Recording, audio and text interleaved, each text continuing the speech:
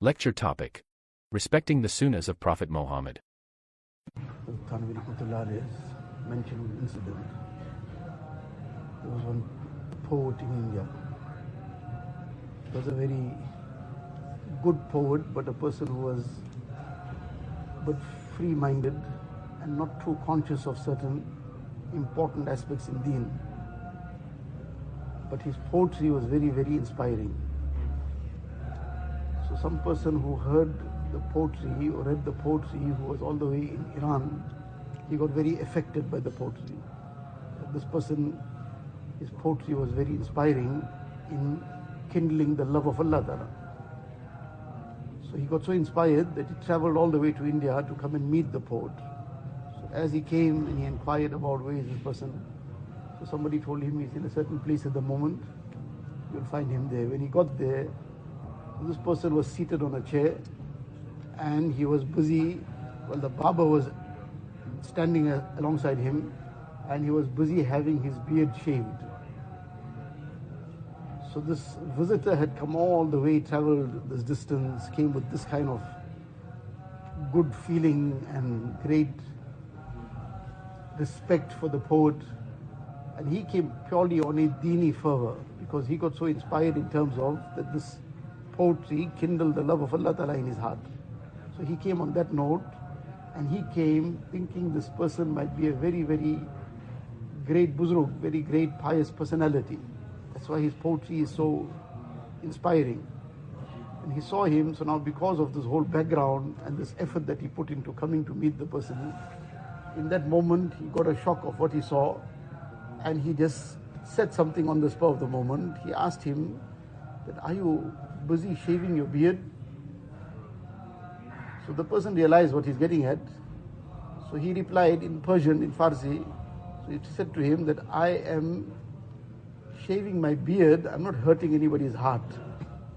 Now obviously this was a very, very wrong statement, but this is what at that time he sort of defended himself, that I'm not hurting anybody's heart. Now sometimes this is also a very big deception from shaitan, that the main thing is don't hurt anybody's feelings, and after that it's not so serious what you do. Whatever you do, it's your personal life then. But you mustn't hurt anybody. Obviously you mustn't hurt anybody. That is extremely important, not to hurt anybody. But it doesn't stop there, or it's not the only thing. So when he said this, that I'm not hurting anybody's heart, so this visitor replied and said, you are not hurting anybody else's heart, you are hurting the heart of Rasulullah sallallahu alaihi wasallam.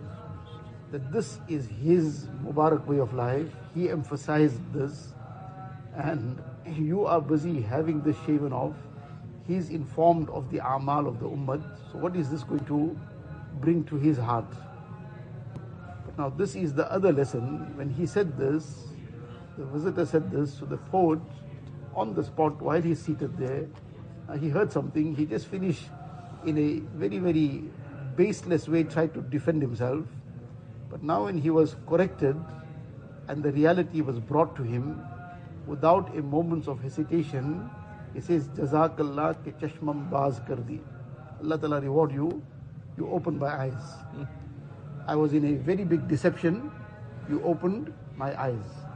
And now I realized that what I was doing was not just a trivial thing, it was hurting the heart of Rasulullah sallallahu alaihi wasallam. So there's so many lessons in this. One is sometimes we take things for granted. One is we didn't manage to do something. That's one issue. But certain things are, it's not just a matter of not fulfilling the sunnah, it is adopting something that is opposite to the sunnah. It is an adopting of something that is the way of the Yahud and Nasara. So the one aspect was that, for example, a person, there was a certain amal which is sunnah, certain thing to recite, for example, some surah to recite in the morning, Surah Yasin. The person didn't read it, he got deprived of the amal, of that reward. But then there are certain things that, for example, dressing, he didn't dress in the sunnah manner, but in place of it, he dressed in the way of the Yahud and Nasara. Now, this is not just that he didn't do one thing, but in place of it, he did something else also. And this now takes it to a different note. So likewise, one was to keep the beard, which is described as sunnah, but it is wajib. Sunnah in the sense that this is the way of Rasulullah sallallahu alaihi wasallam. That is the description of sunnah. So anything that Nabi sallallahu alaihi wasallam did, this will all fall into this broad category of sunnah. But in terms of the fiqhi classification, then it is wajib, and it is sinful to shave it, to trim it. So that was one thing that he now didn't fulfill this, which was part of the way of Rasulullah sallallahu alaihi wasallam. But then the opposite was to do what the Yahud and Nasara do, or the ways of people of the West, and to shave it off. Now, this was obviously bringing pain to the Mubarak heart. But then the lesson to also learn is how this person took the correction. When he was corrected, first he tried to defend himself, but he realized his mistake, then he didn't try to further make any excuses. On the spot he accepted it. When a person accepts his mistake, the doors of tawfiq open out for him. Then Allah Ta'ala will open out the way for him to now progress. So we all are human, we make mistakes, we sometimes err here and there, but we should never try to make excuses for our mistakes. Somebody has corrected us, we shouldn't take offense to that. If that correction was not 100% really, it was something that really applied to us at that time, in the sense that a person didn't do something really wrong at that time, somebody corrected him. The thing is that correction, what he said, was it wrong or right? If what he said was right, so what's the harm in accepting it? Even if we were not wrong in what we did. The person says something right, we accept it. What harm has he done to us? No harm.